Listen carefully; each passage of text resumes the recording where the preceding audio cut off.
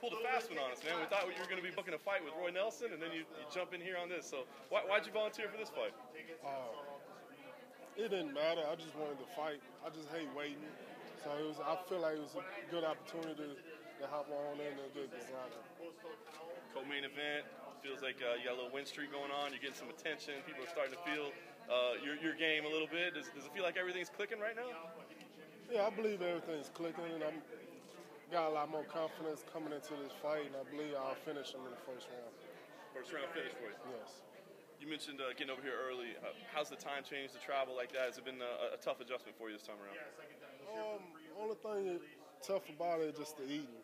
I can't find a Popeyes nowhere nearby me, so it's kind of hard. You usually do Popeyes on fight week? Yeah, Popeyes, McDonald's, Burger King's, fast food, the usual. Very nice. No dietary adjustments on fight week? No.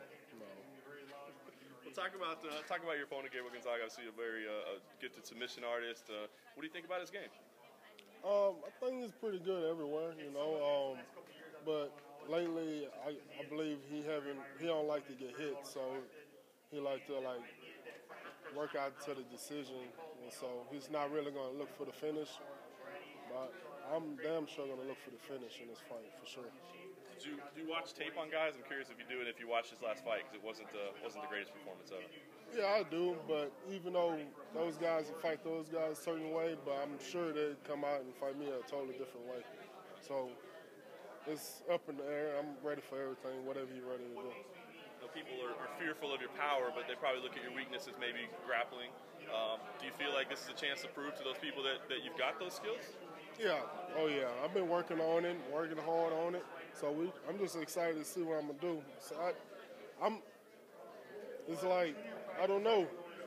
It's like every time I get in there, I can't even expect for what I'm going to do. So I know I'm going to take it to that next level, It's going to be exciting. I don't know. You pick up a victory here, you still looking to book that Roy Nelson fight? Oh, yeah, I told him to hold on. Hopefully we get it in July, so we'll see. You guys had a little words on social media. You got something for him, or is he angry you or anything? I don't know what's going on. I just wanted to fight. It's not no disrespectful thing or nothing like that. But most likely it's his wife that's talking most of the crap, because I heard how she is. But, yeah, we still going to get it on. We're going to get it on. What's your goals this year? As far as, you said you want to stay busy. Do you have a number of fights that you're looking to do? Or are you looking to get to a point in the rankings? What's your goal for this year? I want to be undefeated this year. No losses. I want to at least get to the top 10 by the end of the year. All right, and let's get one quick question for you outside of your fight. The main event. Who you got in that fight?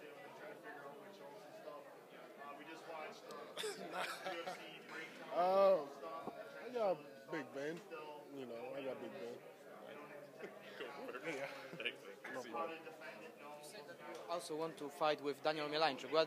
Why you choose this fighter? Daniel Mielańczuk. You said on Twitter, Roy Nelson or Daniel? Daniel Mielańczuk? Yeah, the guy from Poland. Yeah, because I like the Poland guys. They I believe they don't got that much heart, so I like to show everyone that they don't have that much heart, so I like to fight them. Also, Marcin Tybura, another Polish heavyweight fighter. This is your next on the list. Who's that? Marcin Tybura. He's fighting now on UFC Zagreb, debuting in UFC. He's also heavyweight. This is the third Polish fighter. I never heard of him, but yeah, I would like to fight him too. Derrick, can you tell me the story about your nickname, Black Beast?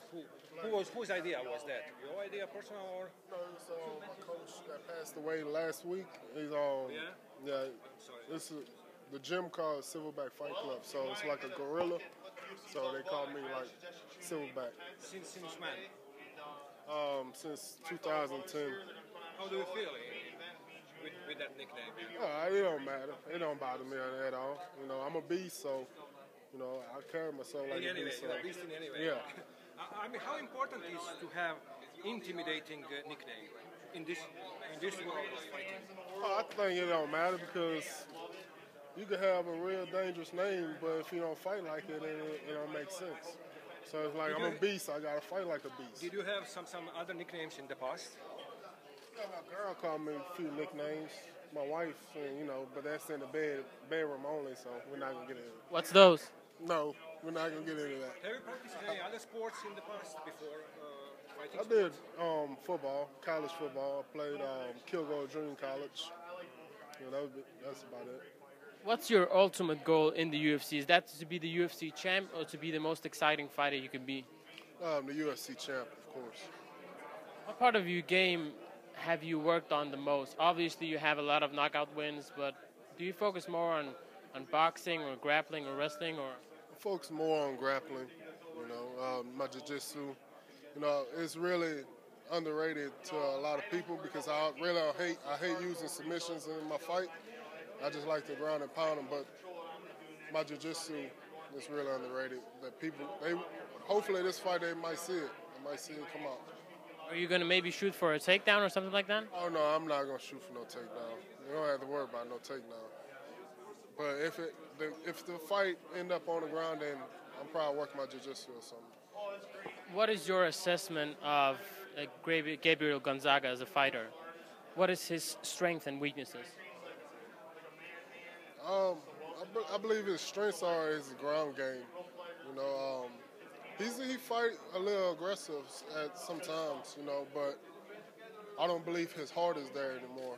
You know, I believe he's at a point in his career where he's ready to make all the money that he can and just go ahead and retire because he's scared to get hit now. You came up with a funny tweet with a John Jokes picture of him in the octagon with the ankle. How did that come about? Whose plan was that? Was that your idea? No, it wasn't my idea. A fan had tagged me in it because they know anything I find funny, I'll post it. And they tagged me in it, I reposted it. What's your opinion about John Jones and his comeback to get the title back and all the things that he's gone through outside of the octagon? I wish he would just chill out, man, because there's a lot of people look up to him. Not myself, but it's a lot of other like younger guys. They look up to him, and like seeing him doing stupid stuff like he's doing right now, it just don't make sense. You know. Who do you look up to as a fighter, as someone that you want to be like? I don't look up to none of the fighters. I used to look up to my grandfather before he passed, and so there's no one else that I can really look up to at this point. Do you take inspiration from some fighters that you think are entertaining or very, very good? No, I don't. But the guy that I do take inspiration of is C.T. Fletcher. He's a motivation speaker, bodybuilder, workout fanatic.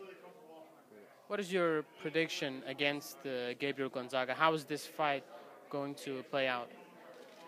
Hopefully it won't last that long. You know, I'm looking for like the first round finish. You know, ground and pound, or one of us get clipped in the first round. There's no way in the hell it's going to the judges, though. At last, you wanted that fight with Roy Nelson next. Who do you think has the bigger knockout power of you and Roy Nelson, and who has the better chin? I believe I have the biggest knockout power and the better chin, you know. And that fight right there, I'm more excited about that fight than this fight right here. You know, like, because I believe that Roy is going to put on better performance than Gonzaga will.